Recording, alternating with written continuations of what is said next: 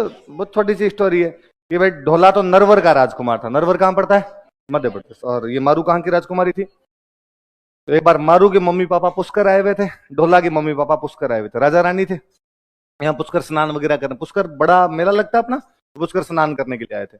वहां दोनों राजाओं ने आपस में बात की। ढोला 2.5 साल का था, मारू 1.5 साल की थी। तो ब्याह कर देते हैं। तो वहां ढोला मारू को क्या कर दिया, ब्याह। मैंने कहा था मुकलावा बाद में होता था, कर रहे थे हम बात। अब भाई मारू पुगल चली गई, ढोला अपने वापस चला गया। थोड़े दिनों बाद ढोला के मम्मी पापा मर गए। ढोला पापा मम्मी पापा, ढोला राजा बन गया। ढोला ने राजा बनने के बाद अपनी एक शादी और कर ली।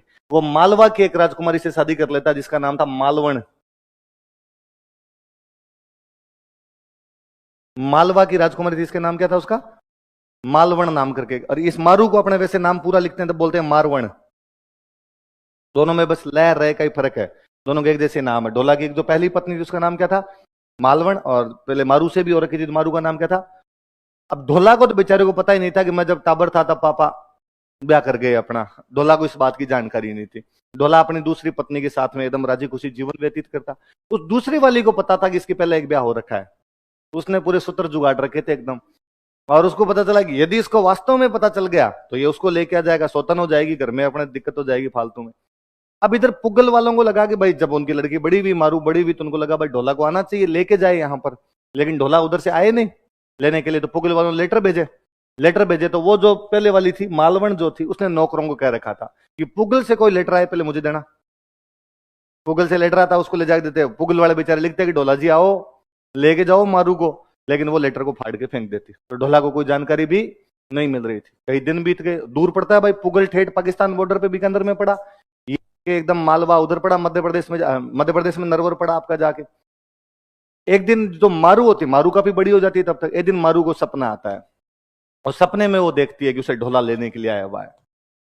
और वो सुबह अपनी मम्मी को उठी कहती है कि मम्मी रात सपनों का राजकुमार आया था मेरे सपनों में, ऐसे ऐसी बात थी, मेरी शादी हो रही है, मैं जा रही हूँ।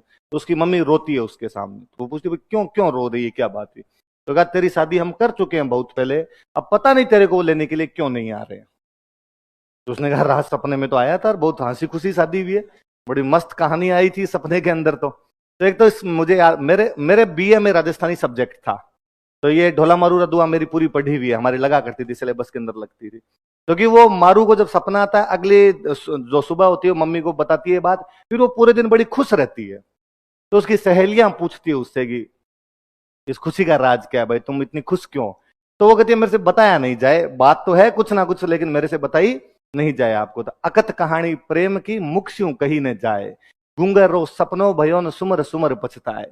ये प्रेम की अकथनीय कहानी है जो मैं मेरे मुंह से नहीं बता सकती। ये उसी प्रकार है जैसे गूंगे आदमी का सपना होता है।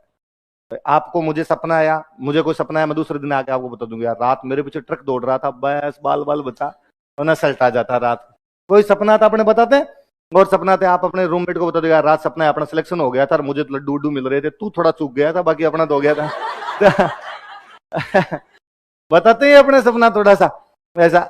पर गूंगे आदमी को सपना है, गूंगा आदमी जो बोल नहीं सके उसको सपना है, बताने वाली बात है, पर वो क्या बता पाए? तो वो यूं राजी होता है अंदर ही अंदर। क्योंकि प्रेम जो होता है वो गूंगे के सपने की तरह होता है, जिसमें आदमी खुद अंदर ही अंदर राजी होता रहता है, लेकिन किसी को बता नहीं सकता।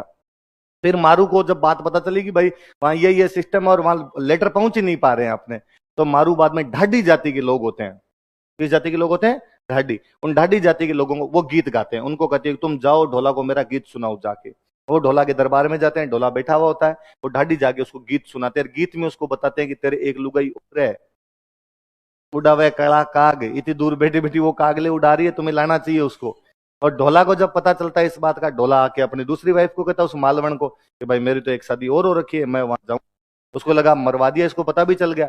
पर उसने कहा अभी गर्मी पड़ रही है, उधर बीकानेर साइड में तो और गर्मी पड़ती है, गर्मी में नहीं जाना चाहिए। तो ढोला बेचारा रुक जाता है वाइफ की बात मान के। थोड़े दिनों में बरसात का सीजन हुआ, उसने कहा बरसात में कौन घर से बाहर निकलता है, नदी नाले बहते रहते हैं, डूब डाब गए तो कहीं पे, वो बेचारा फिर नहीं जाता। फिर सर्दियां आई, उसने कहा सर्दी मर जाओ बाहर तो सर्दी के अंदर, तो कई दिन वो फिर नहीं जाने देते, ऐसी कहानी है। फिर फाइनली एक दिन ढोला जब वो रात को सो रही होती है चुपचाप, उसने मर लाऊंगा देखो।